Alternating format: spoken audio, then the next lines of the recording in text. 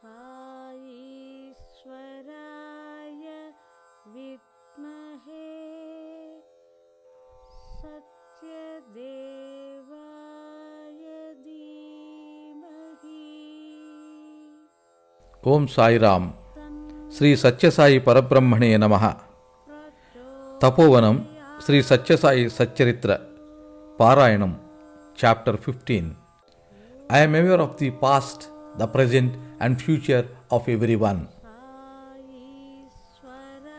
You may think that it is a marvelous phenomenon that the Supreme Being should come down to earth in human form. But if you are in my position, you will not be so wonderstruck.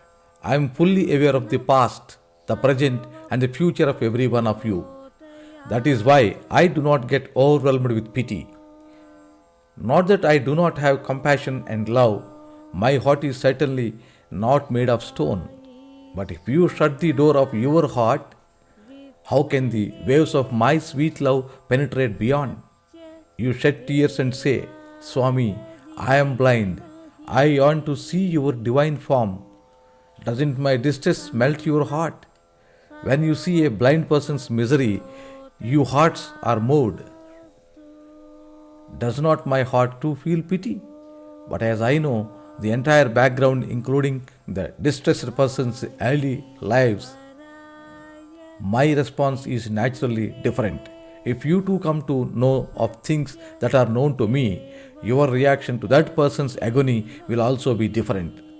What one reaps in this life is but the fruits of the seeds that he himself had sowed in previous lives. So, I allow him to undergo what he derived from his earlier evil deeds. Of course, performance of extenuatingly good deeds will mitigate the suffering to some extent. I am not the cause of either of your happiness or misery. You have yourself fashioned these two manacles that weigh you down. Baba. Evil begets evil. Once a husband and wife accompanied by their 2 children came to Prasanthi Nilayam. The parents as well as the children were very handsome and the whole family made a picture of beauty. They eagerly desired to meet Bhagawan personally. They met Colonel Bhoga Rao in that connection and requested him somehow to make it possible. Impressed by the good looks of the couple, Colonel Bhoga Rao felt that it would be very nice if Baba could give them an interview. So he interceded with Baba on their behalf, mentioning also that everyone in the family was very handsome. Swami said, "You are speaking so highly about the beauty of the parents and their children. That is all right, but do you know that both the little ones are blind?" Colonel Bhoga Rao was taken aback. Swami had not seen the family yet. Bhoga Rao himself did not notice and could not imagine that the 2 lovely children were sightless. When he met those people again, he inquired about their children's lack of eyesight. He was distressed when he was told the ugly truth. The lady once again entreated Colonel Bhoga Rao to plead on their behalf with Swami to bless her children with sight. Moved by their pleasant manner, Bhoga Rao raised the matter once again with Swami. He got no reply. The next day, Swami came out of his place with the day's newspaper in hand. He gave it to Colonel Bhoga Rao and asked him to read a particular item. The item refers to a news story in Puttaparthi. In Puttaparthi, 2 children's eyes were blinded by their stepmother. After reading the shocking news, Colonel Bhoga Rao stared at Swami. "What would you do if you were to deal with this incident?" asked Swami. Colonel Bhoga Rao answered instantly, "I will turn the heartless mother blind." Then Swami softly told him, "But God does not do so. On the other hand, He makes her children blind. As for these 2 little ones, leave them to me. They will certainly be happy. But what about their mother?" Baba moved away from the place, leaving Colonel Bhoga Rao stunned. The brief conversation was all that happened, but Colonel Bhoga Rao realized in his mind that the puzzle of a universal mystery had been unraveled in a flash. What had he asked of Swami in favor of the couple? What did Swami mean by drawing his notice to this day's news item? And what is the profound significance of Swami's conversation with him?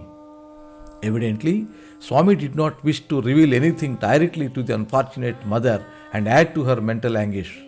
It all added up to this: every person would have to suffer retribution for past sins. Bhagawan Sri Sathya Sai Baba says, God is just like a postman who takes out of his bag letter after letter and hands each one at the appropriate address. Members in one house read their letter and burst out in joy. Another household suffers misery with what he received. As for the postman, he is least concerned with the contents of the letters he delivers. His role is merely to transmit each letter to the correct addressee. God too does the same. Picking up the food thrown away then. Accompanied by Swami Karunyananda, Bhagavan Sri Sathya Sai Baba once went to Dharmakshetra in Mumbai. He stayed in his apartment on the upper floor while Karunyananda was given a room situated on the ground floor right beneath Baba's room. Some prominent persons of Mumbai were coming to meet Bhagavan. The staircase they used was adjoining the ground floor room, and to avoid being disturbed, Karunyananda bolted his door from inside. As he looked out from his window, he saw a very disturbing scene. Just outside the compound wall, some children were vying with stray dogs to grab crumbs of food from discarded leaf plates. The scene filled him with surprise as well as distress. This is the age when God Himself has incarnated on this earth and is moving in flesh and blood among human beings. What is more, on that very day, He was present right in that very building. Is it not ironical that human beings were to fight with street dogs for snatching a few discarded crumbs of food? Just as these thoughts passed through his mind, there was a gentle touch on his shoulder. He turned round and found Sri Sathya Sai smiling and looking into his eyes. Karunyananda was flustered and said, Swami, I bolted my door from inside. How could you enter the room? Baba countered, if I want to come in, can bolts stand in my way? I have come to take you for meals. Then Karunyananda told Baba about what was agitating his mind. Swami, I am troubled by a small doubt. You are God incarnate and right now present here bodily. And just look there. Behind the wall, children are fighting with street dogs for picking off mean crumbs of food from the garbage. How come, Swami? Bhagavan explained patiently. They disdainfully ate from tables heavily laden with every kind of rich food, pecking a little from this and a little from that plate. They threw away much more than they ever ate, contemptuously discarding precious food. In this birth, they were picking up what they had earlier so recklessly wasted and consigned to the garbage heap. Subsequently, on the occasion of the World Conference of Sathya Sai organizations that took place in Prasanthi Nilayam, Swami Karunyananda addressed the audience. Swami was present on that dais. In his speech, Karunyananda referred to the above incident, causing considerable surprise all around. In his discourse that followed, Bhagavan Sri Sathya Sai Baba clarified, two birds are sitting on a branch of tree. One is eating the tree's fruit, the other is just watching like a mere witness. This incident was mentioned in one of the Upanishads. The inner meaning of this is, the tree is the body. The fruits are worldly happiness and sorrow. The fruit eater is the soul. The witness is the Supreme Being, Paramatma. The birds are no doubt appearing as two distinct entities, but actually they are truly the same. The spiritual essence of man is the Supreme Principle's reflection or shadow vision. In Baba's own words, Paramatma's Abhasarupam is Jivatma. Even so, experiencing happiness and sorrow is the lot of Jivatma. They do not touch Paramatma. Paramatma is only a witness. These words of Bhagavan Baba elaborated the inner meaning of the beautiful Upanishadic parade of two birds on a tree. ocean of mercy.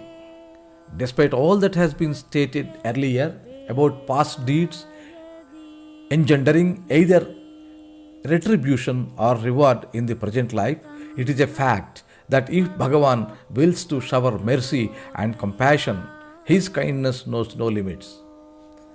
It is so spontaneous that it is pointless to search for its cause. In this context, it is relevant to refer to what Swami recounted on 4th July in the year 1996. It was a heart-warming tale and moved every single person in the gathering. The boy who spoke here first, said Swami, hails from Simla in Himachal Pradesh. His younger brother also is studying in the primary school here. About 10 years ago, when I was in Brindavan, their mother was brought to me on a stretcher all the way from Himachal Pradesh. I put my arms around the boys and drew them close. I told their mother, "These are my children. From now on, you need not worry about them at all."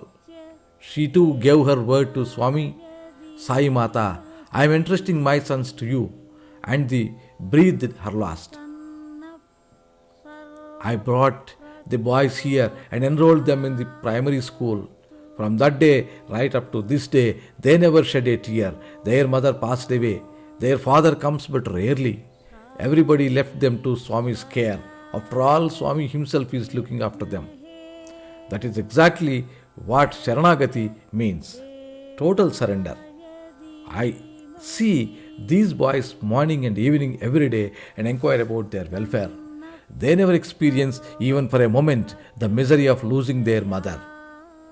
One day, the lady warden of the hostel brought the younger boy to me, saying that he was grieving for his mother, weeping for her and refusing to eat. He was then 5 years old and was in the first standard. I took him to the interview room, put a ring on his finger to amuse him until he forgot his grief and became cheerful. Ever since, he is always seen smiling and laughing. Children's hearts are pure and clear like crystal. This shows how much courage and strength love can bestow on the loved ones. Could these boys have been so content and cheerful anywhere else? They are so full of happiness and joy because they are with Swami. Swami's love is not one mother's love, but it is the love of 1,000 mothers. I personally look after every single detail. Unable to understand this, you would worry Swami has not looked at me or talked to me. Despite innumerable responsibilities that I shoulder, I find time to look after and inquire about every single child. The boy who was spoken a little earlier said, "As you have all heard, I lost only a single mother, but I have gained the motherly love of 1,000 mothers." That is why, when commencing his talk, he addressed Swami, "My mother Sai." It is such ardent faith that protects them and blesses them with complete success in their lives. Namasmarana and Rupa Dhyana.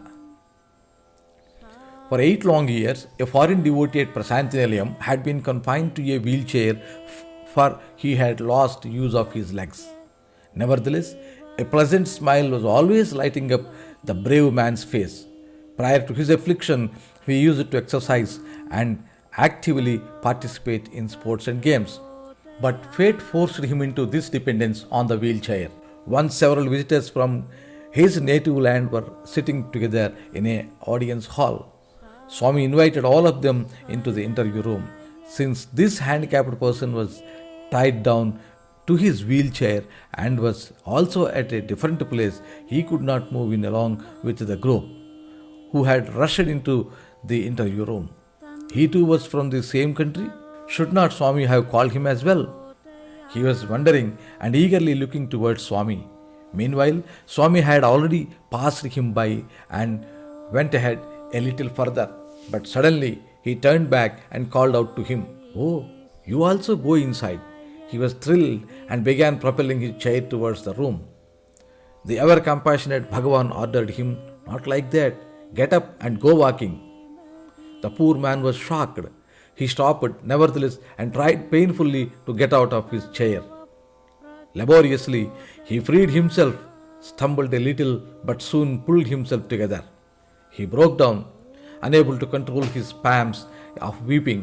He threw himself at the lotus feet of Swami. 8 years of tapas and suffering was thus crowned with glorious fulfillment. Release from retribution. Swami said on one occasion, "You may be thinking that one will have to suffer in this birth for the evil deeds done in past lives, and that no amount of God's compassion can exempt you from it. But I am giving you my word that you need not have to undergo the consequences of previous karma." Hence, he is worshipped.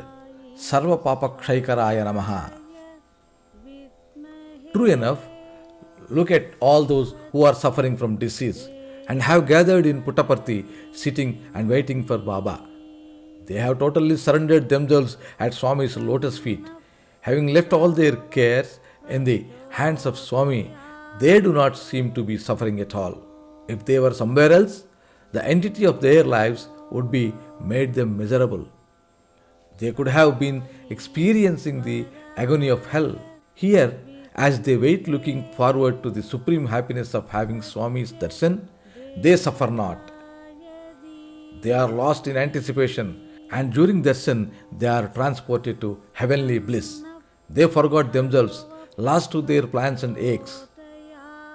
After darshan is over, they relive in their wonderful experience. Rumination adds to that pleasure and prolongs it. They meditate on the form of Swami. Conversing with others, sharing of experiences, and collecting the sweetness of Swami's words, deeds, and leelas, their time literally flies. Then they begin looking forward to the next day's darshan with hope, anticipation, expectation, and imagination. Devotees never know passage of time in Prasanthi Nilayam. When do they find time to experience retribution? They are shielded and insulated from suffering and sorrow, just as a patient under anesthesia is protected from pain. The period of suffering retribution passes off smoothly with hearing, Shravan, remembering, Smaran, contemplating, Manan, mediating, meditating, Chintan, viewing, Darshan, and touching, Sparshan. In other words, infilling one's body and soul with Swami, His divinity and glory. Entry into Prasanthi Nilayam, both physically and metaphorically, is nothing but pariharam, that is, remedy for and relief from sorrow of every kind. Om Sri Sathya Sai ParabrahmaNe Namaha. Tapovanam Sri Satya Sai Satcharitramu. The end of chapter 15. Sarvam Sri Satya Sai Charanaravindarpanamastu. Om Sri Sai Ram.